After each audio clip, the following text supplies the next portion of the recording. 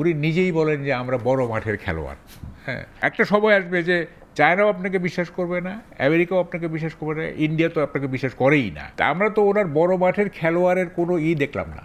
মানে বড় মাঠে খেলে যে মেসি বা ধরেন যে ম্যারাডোনা যেভাবে গোল করছে, ওই মানে বড় বড় শক্তির সাথে যোগাযোগ, সেটা মিন করছে। এটা কিছু না, এইগুলি কিছুই না। আপনি একজন নোবেল, যেমন ধরেন যে এই যে ইনভেস্টমেন্ট যে সামিট হলো না, ইয়ে হলো সবাই আসছে একটা নোবেল লরিটের সাথে হ্যান্ডশেক করে আসি, আর বাংলাদেশটা একটু দেখে আসি। এই সিচুয়েশনে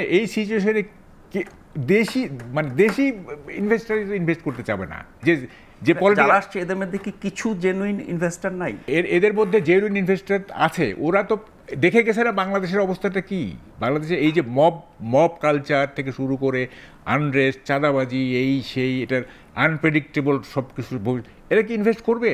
আবার মানে এটা তো চোখ বন্ধ করে বলা যায় যে করবে না, চোখ বন্ধ করে দিয়ে বলা যায়। হ্যাঁ, তারপর ধরেন যে এই যে উনি বড় মাঠের খেলোয়াড়, ঠিক আছে, তা ইউএসএইড ফান্ড বন্ধ করে দিল সারা পৃথিবীতে। বড় মাঠের খেলোয়াড়ের জন্য তো বাংলাদেশ কনসেশন পাইতে পারতো, পায় নাই তো।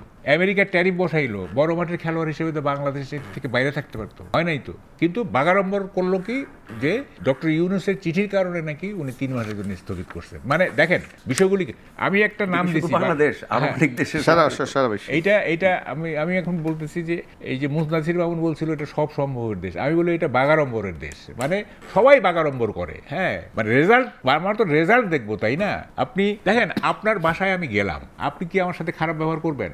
যতটা সম্ভব আপনি করবেন। তারপর যদি আপনার বাসায় গিয়ে আমি বলি যে আমার 1 লাখ টাকা ধার দেন, তো সেইটার সময় কিন্তু আপনি বিবেচনা করবেন যে আমি টাকাটা ফেরত দিতে পারবো কিনা, ঠিক আছে, দিতে পারবো কিনা। তখন আপনি ওই যে ভালো ব্যবহারটা আর এইটা দুইটা কিন্তু কনফ্লিক্টিং। আপনি যদি মনে করেন যে আমার কাছে ফেরত পাবেন, তাইলে আপনি দিবেন, তা না হলে কিন্তু দেবেন না। তো উনি সব জায়গায় যাচ্ছেন, ভালো ব্যবহার পাবেন তো। উনি তো নোবেল লরিয়েটের ভাই, উনি তো একটা ইন্টারন্যাশনাল সব জায়গায় তাকে মানে করতেছে। যদিও কাতারের আমির তার সাথে দেখা করে নাই, যাই হোক, সব জায়গায় শি জিনপিং থেকে শুরু করে জাতিসংঘে গেলেন, অমুক যেমন যেখানে যাচ্ছেন সেখানে তার সম্মান। এটা it does not necessarily mean. আপনি দেখেন তো 5ই আগস্টের পরে কত টাকা আসছে রেমিটেন্স ছাড়া, যা আসছে সব তো রেমিটেন্স। এছাড়া কি $1 পর্যন্ত আসছে? আমরা পাইছি কমিটমেন্ট, মানে কমিটমেন্ট পাইছি, প্রতিশ্রুতি পাইছি, হ্যাঁ, বিনিয়োগে বা অন্য কোনোভাবে পাইছি কোনো টাকা। কিন্তু আমরা তো প্রথম মানে বুঝলাম যে ডলারে ভেসে যাবে দেশ।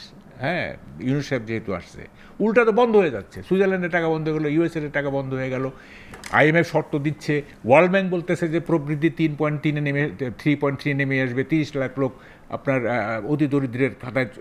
IMF এর ঋণের ব্যাপারে তো আমাদের অর্থ উপদেষ্টা বিশেষ সহকারী বলছেন যে শর্তযুক্ত ঋণ তারা নেবেন না। এটা তো একটা প্রক্রিয়ার মধ্যে আমরা আছি, আমরা কি বেরিয়ে আসতে পারি? আমি তো 15 সেকেন্ড আগেই বললাম যে এটা একটা বাগাড়ম্বরের দেশ।